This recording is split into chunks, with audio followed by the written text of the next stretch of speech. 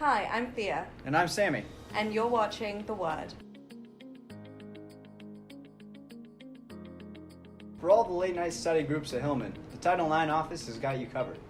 The new Walking Escort pilot program provides walking escorts to students leaving Hillman between the hours of 10 p.m.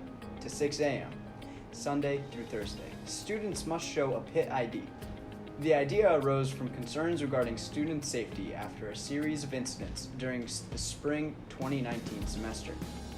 All lower campus resident halls are covered by this escort program, whereas upper campus students will be escorted to a shuttle stop. Starting in the 2020 fall semester, Pitt plans to implement a university-wide rule that will bar independent student organizations from using the words University of Pittsburgh, Pitt, and Panther in their titles. The university believes that these terms should not be affiliated with these independent organizations because they are technically separate entities from the university. So far, there has been a huge uproar from the student body and an online change.org petition demanding the rule to be revoked from consideration. Democratic presidential candidate Beto O'Rourke held a rally in Schenley Plaza on Wednesday, September the 25th. He gained momentum after his Texas Senate race against Ted Cruz. Here's a look at what he had to say. Friends and fellow students, please give an enthusiastic welcome to Beto O'Rourke.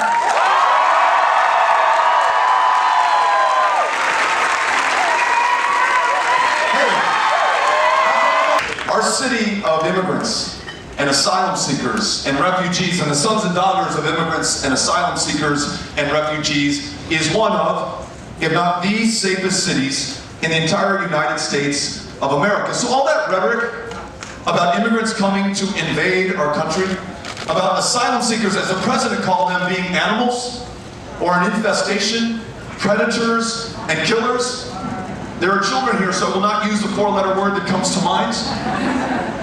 But it's bullshit. Beyond universal background checks and red flag laws and ending the sale of weapons of war, we will mandatorily buy back every AK-47. And also understanding that it is not by accident that prison population is more black and brown than the general population in this country. A war on drugs has become a war on people, and some communities more than others. Though white Americans, black Americans will use marijuana at the same rate, only black Americans are more likely than not to be stopped by law enforcement, to be frisked, to be patted down, to be arrested, to be incarcerated, and upon release, to be forced to check a box on every employment application form saying that they have a conviction, making it less likely that they will get the job. No longer eligible for federally supported student loans to come here to this university or to qualify for a home loan or a loan to start a small business. Their future, their options, their choices narrowed and constrained. What's the way out? Number one, let's end that war on drugs, legalize marijuana in the United States.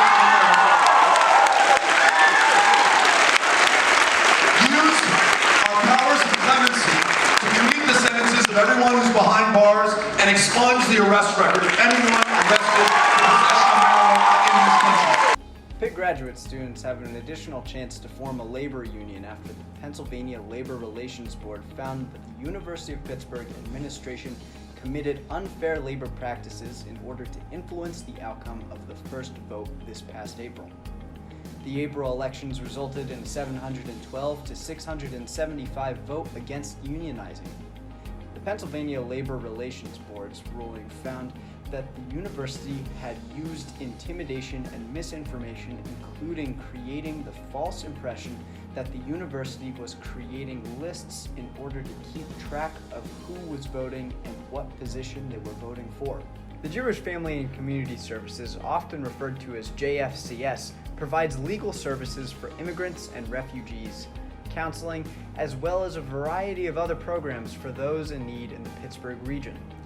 The JFCS Food Pantry, located on the edge of Squirrel Hill, offers food essentials to those in need. People registered with the food pantry are allowed to visit once a month. Every visitor is paired with a volunteer who will escort them around the pantry and help them bag their groceries. The JFCS After School program partners with the Alliance for Refugee Youth Support and Education to offer refugee and immigrant children in Pittsburgh one-on-one tutoring, homework help, and ESL lessons. The tutors are made up of various members of the local community, and they meet with children in the program ranging from grades K through 12 twice a week. We spoke to a member of the JFCS community about the program. My name is Jenna Barron. I'm the Executive Director of Arise, which is the program partner on the After School Club. Our organization runs out-of-school time programs for immigrant and refugee youth, and JFCS reached out to us a few years ago after realizing that a lot of the refugee families that they were resettling here in Pittsburgh, a lot of the parents were really eager to find resources that would address the needs of their kids. And since we run programs specifically for immigrant and refugee youth, they came to us, and so we've been partnering on the After School Club ever since, about 2 years. Hi, my name is Du Tian, and I am the new volunteer, the new mentor for the After School Club. And I kind of heard that from one of my friends who are working at Jewish Families Community Services, and also from the email of our programs, because I study psychology and education, and we have heard this opportunity to mentor the kids. And I really enjoy working with kids, and I want to see how we really create a community for people from different cultural backgrounds and feeling that everyone is belonging here. So that's how I get started. Yeah, so the After School program is specifically for newly arrived refugees living in one community in Pittsburgh. And we really see this as hopefully a pilot for what we can grow to be throughout the county later on.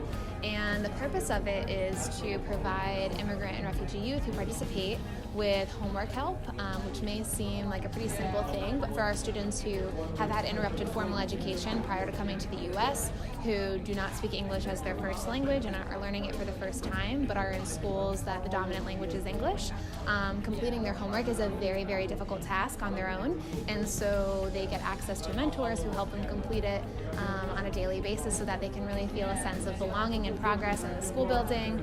And in addition to that, a lot of our activities really are meant to foster empathy and mutual understanding. It's a pretty diverse group of refugees. They come from different places, so we want them to feel a sense of solidarity with their peers because they're having pretty similar experiences in the integration process coming to the U.S. So we want them to find that solidarity, feel empathy, and to build a knowledge of the cultures and experiences that their peers have, as well as their mentors. So it's really about helping them be successful academically, but also to grow personally and emotionally and to become even better individuals when they leave the program. The After School Club is actually essential. There currently are there is no system of support for refugee youth when they are brought to the U.S. The current situation, if left status quo, is that our students come here and they're enrolled in school and then they're told to figure it out, and hopefully they do, and hopefully they could be successful, but we know that there are many barriers to our students feeling like a sense of belonging, feeling like they're doing well in school, getting access to opportunities to grow as leaders and to become engaged in the community more broadly. And so programs like the After School Club are essential for giving students, refugee youth, the tools and relationships they need to really feel part of the community.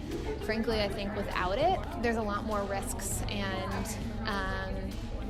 for them not feeling successful academically and personally, and in really feeling like Pittsburgh is home and a place where they can not only belong but also thrive. So I think it's essential. They are really important because they are one of us, and we want to make sure that everyone, like you and me, we are able to create a community which everyone feel welcome, feel empowered, and feel like we care about our next generation and we care about each other. So I feel this is really important.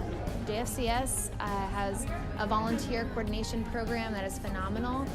They recruit and train all of our volunteers, and so if you're interested in getting involved in the After School program, which I hope you are, you could go to JFCS Pittsburgh's website and click the volunteer link, fill out the form, and you'll be hearing from the volunteer coordinator to set up an interview and bring you on for the training, and we'd love to have you involved. Thank you for watching.